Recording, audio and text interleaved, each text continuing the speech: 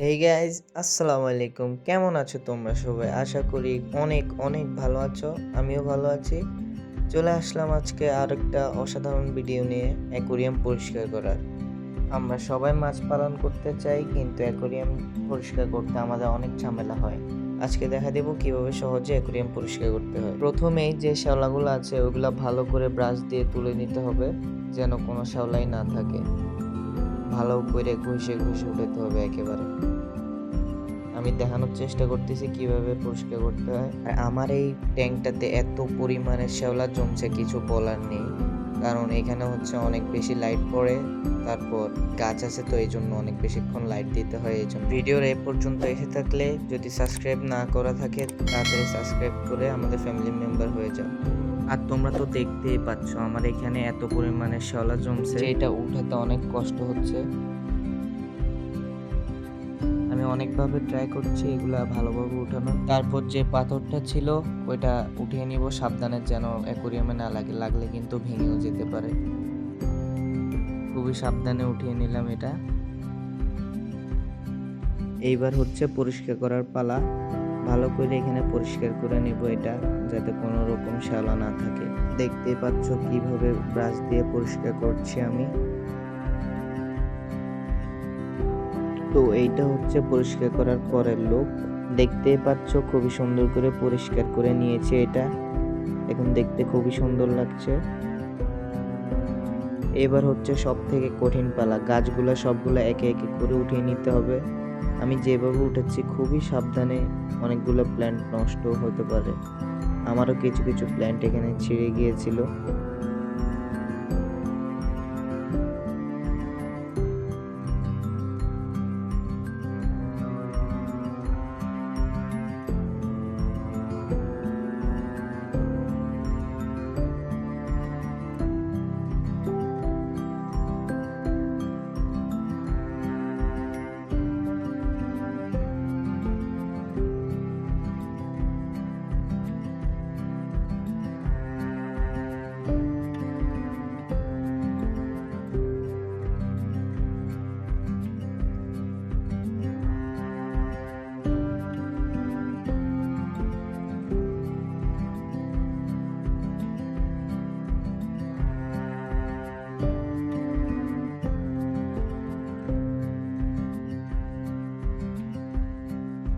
তো এবার পালা হচ্ছে মাছগুলা ধরার। এগুলো অনেক ফাস্ট, অনেক দৌড়াদৌড়ি করতেছিল, ধরতে আমার অনেক প্রবলেম হচ্ছিল। শেষমেশ মেলটাকে ধরলাম। দেখো কত সুন্দর আমার এই মেলটা। আর ফিমেলটা খুবই সহজেই ধরে নিলাম। মাছগুলি ধরার পরে আমি আবার ভালো করে ব্রাশ দিয়ে চারপাশের শ্যাওলাগুলো উঠিয়ে নিচ্ছিলাম, কারণ এখানে অনেক অনেক শ্যাওলা জমছে। তো এবার আমি পানি ড্রেন করে নেব। আমি এখানে সবগুলো পানি ড্রেন করব, কারণ আমার এখানে অনেকগুলো ময়লা জমছে পানিতে। অনেক অনেক ময়লা ছিল পানিতে। নিয়ম হচ্ছে 30% বা 50%, মানে অর্ধেক আর কি পানি ফেলা। সবগুলো পানি ফেলে দিচ্ছি। আপনার যদি কম ময়লা জমে থাকে তাহলে আপনারা 30% পানি পরিষ্কার করলে এনাফ।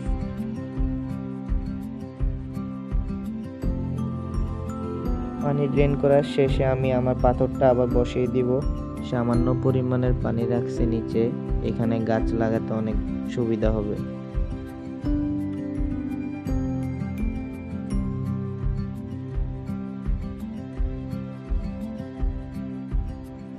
দেখতে পাচ্ছ কিভাবে গাছগুলো লাগাচ্ছি ভালোভাবে।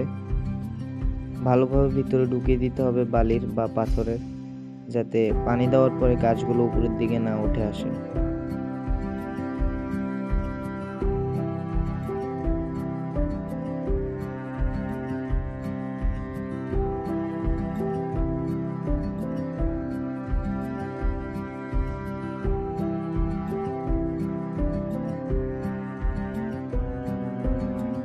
আমি এখানে অ্যাড করে দেব খুবই সুন্দর একটা হাঁড়ি। এটা পাথরের ঠিক পিছনে সুন্দরভাবে বসিয়ে দিব। আর আমি এখানে আবার গাছ লাগানো শুরু করেছি। আগের তুলনায় আমি খুবই কম গাছ লাগাবো এটায়, কারণ গাছগুলো খুবই তাড়াতাড়ি গ্রো করে, অনেকগুলো হয়ে যায় অ্যাকোয়ারিয়ামের ভিতরে। তারপর পরিষ্কার করতে আবার ঝামেলা। দেখো আমি খুবই কম গাছ লাগিয়েছি। তোমাদেরকে একটু দেখাই যে উপর থেকে কেমন লাগে। তারপর আমি যেভাবে অ্যাড করি পানি ওটা দেখাচ্ছি। অনেকেই পানি অ্যাড করার সময় বলে যে পানি ঘোল হয়ে যায়, তো এইভাবে যদি পানি অ্যাড করা হয় তাহলে পানি একদম ক্লিয়ার থাকবে, একটু ঘোলা হবে না। দেখো আমি কিভাবে ঢালতেছি, পানি কিন্তু একদম ক্লিয়ার। একটা বিষয় লক্ষ্য করবে, খুবই আস্তে আস্তে ধীরে ধীরে পানি ঢালতে হবে, নাহলে কিন্তু পানি ঘোলা হবেই। গাছগুলো যেহেতু অনেক লম্বা হয়ে গেছে এই জন্য আমি ট্রিম করছি কিছু গাছ, আর এখানে আমি একটা ফিল্টার অ্যাড করছি। তারপর মাছগুলো পানির সাথে অ্যাডজাস্ট হওয়ার জন্য রেখে দিব 5 থেকে 10 মিনিট। এবার মাছগুলো আমি রিলিজ করে দিলাম।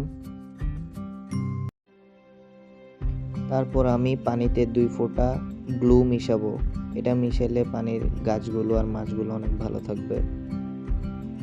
আর এখানে দিব ওয়াটার কেয়ার, আর এইটা ব্যবহার করলে পানির যে গাছগুলো আছে ওইগুলো ভালোভাবে গ্রো হবে।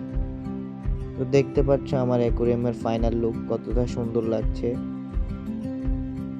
আজকের ভিডিওতে এই পর্যন্তই। আল্লাহ হাফেজ, ভালো থাকবে, চ্যানেলটাকে সাবস্ক্রাইব করে পাশে থাকবে। খুবই শীঘ্রই নতুন কোনো ভিডিও নিয়ে দেখা হবে। বাই।